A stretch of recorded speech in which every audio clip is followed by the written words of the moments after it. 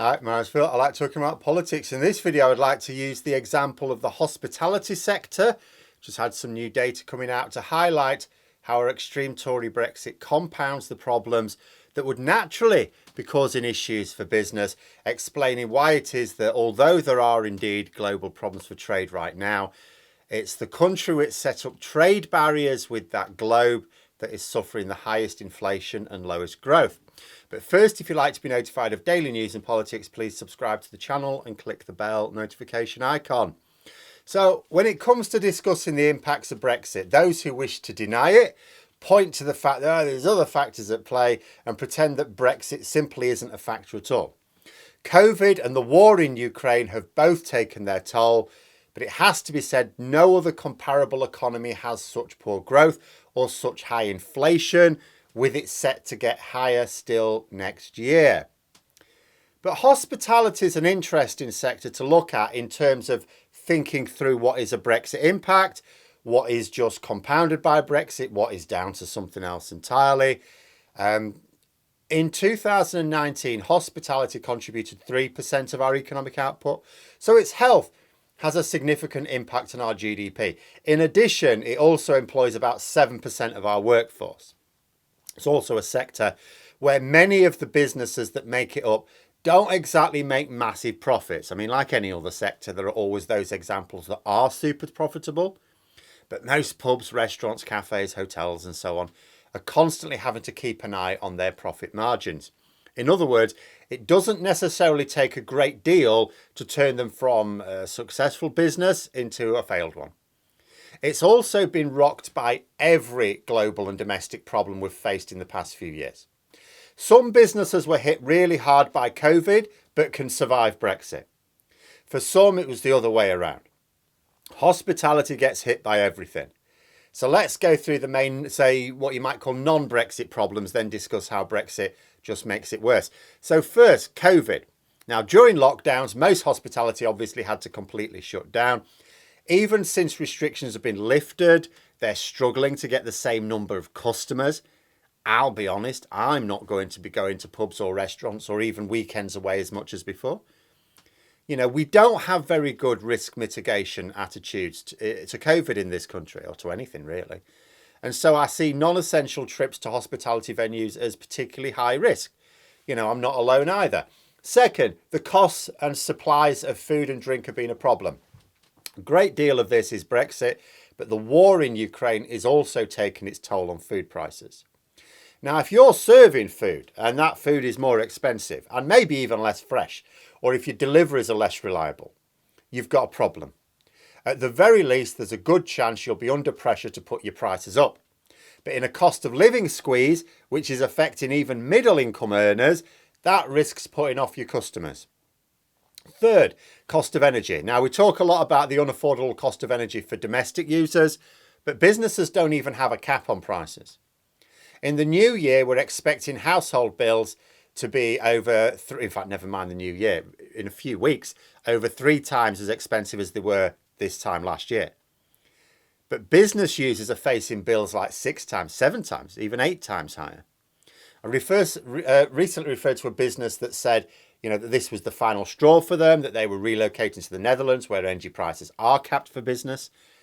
Well, in the wake of that, there's been quite a few articles here and there talking about lots of businesses that are shutting up shop because of the cost of energy. Come as no surprise, many of these businesses are in the hospitality sector. If you have a business that's making a profit, but it's not a lavish one, you can't suddenly go from, say, £6,000 energy bills to £36,000 in the space of a year and hope to manage, particularly when you can't just jack up your prices because your customers aren't earning as much either in real terms.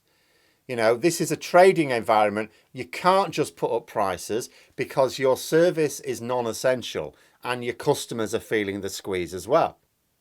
So those are sort of 3 factors which are partially external to Brexit. Those factors would still be there if we'd never left the EU. We'd still have those pressures in those areas. But how does Brexit also impact it all? Well, COVID, as I say, all of these would have been hammer blows. COVID would have been a massive hammer blow to hospitality. But Brexit has meant that when they're trying to recover, getting staff to return to the sector has been incredibly difficult. It's a sector that famously employs a lot of migrant labour. It's also a classic case of pointing out how EU workers weren't taking our jobs. Unlike with farm workers, if migrant labour really was stopping UK citizens, ordinary UK citizens, from getting jobs, then hospitality after Brexit would have just gone, oh, we'll just have to employ more British workers then. They'd swap their Portuguese waiter for a Geordie. But it's not happened, has it? The latest report shows that there are 41% fewer EU workers in UK hospitality compared with 2019. Yet the industry cannot recruit, struggling for staff. And unlike farms, hospitality venues are built where the people are. If venues in populated areas can't get staff, it might just be argued that being in the EU didn't hurt job prospects at all. In fact, our hard Brexit's made it worse. Because as I've explained in the past, so let's say you've got a business, any business, and it needs 10 people, different roles, same roles, doesn't matter, 10 people to operate at any level. You can cut it back so far, reduce your output, but you need 10 people to operate. Without those 10, you cannot do it. So let's say you can only get 6. The remaining 4 would normally have been EU workers that you would attract. If that business absolutely needs those 10 to operate at any level, your business is closing. And the 6 workers you did have lose their jobs. So because the sector's not been compensating for the loss of EU workers by getting more from beyond Europe or amongst UK citizens, they've just been short. This has contributed to a lot of businesses either having to reduce their service where it's possible or just close altogether, because in many cases it hasn't been. In terms of food and drink supplies, we have supply chain problems. We have massive delays for lorry drivers on the way out, which is entirely Brexit, which means it then takes them longer to be able to get back in with our imports. Because it's the same driver, the drivers bringing our imports in are the same people taking our exports out. Or sometimes empty lorries, because that's economic now. You know, those imports are now more expensive because of the time taken to deliver them, also import fees. As a result of the delays, getting fresh produce is now more expensive on top because it's in shorter supply.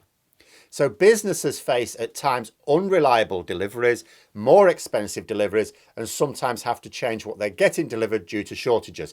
Anyone paying attention, doing their shopping, will know that we have shortages, and what fresh produce there is often isn't fresh for very long. And those are directly Brexit. All that predated Russia's nonsense. But how does Brexit increase the impact of the Ukraine war? Well, supply chains again. When you've got reduced food supplies, as happens when a major food producer is invaded by a madman who bombs all their fields, that reduced level of food needs to distribute itself efficiently. There are more extra costs with transporting it and selling it to the British market, which means to make the same level of profit, you'd have to put prices up a lot. But customers in the UK are feeling the squeeze much more than other European countries, so that's not easy.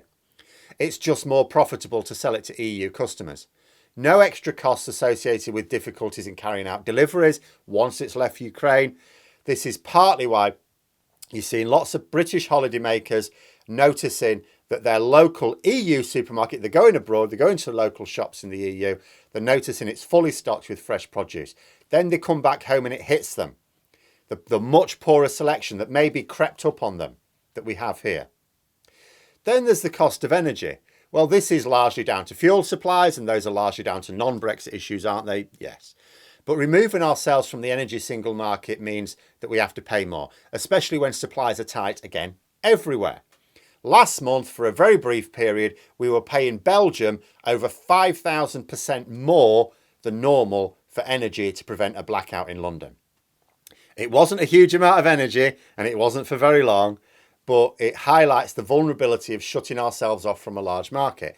But that being said, the bulk of problems with energy costs for businesses are not a Brexit problem, being honest. That's a Tory problem. Large economies in the EU do not have anywhere near the level of energy price inflation than we do, which is why they don't have anywhere near the level of inflation that we do. I mean, this is quite remarkable because the UK government keeps saying how much better off we are than other European countries, how robust our energy supplies are compared with EU countries. Oh, we've got this diverse range of sources, they say. It's only diverse because of Labour, mind you. Oh, we're not reliant on Russian gas, they say. Okay. So why are our bills rising way higher than the other major economies? Apparently Europe's buggered because they're so reliant on Russian fuel, and their portfolio of energy supplies isn't as diverse as ours. So why are our bills going up higher than theirs then? And given that we are the only major economy in Europe not to have implemented a policy to help businesses with the cost of energy, it's likely we're going to continue to see British-based businesses suffering much more than their counterparts in the EU. And with hospitality hit every which way because all of the major knocks to our economy are hitting them very hard. But those are my thoughts. Let me know yours in the comments below. I hope you found the video interesting. If you did, please click the like button. If you'd like to support the channel further, the join button for memberships. And until next time, I'll see you later.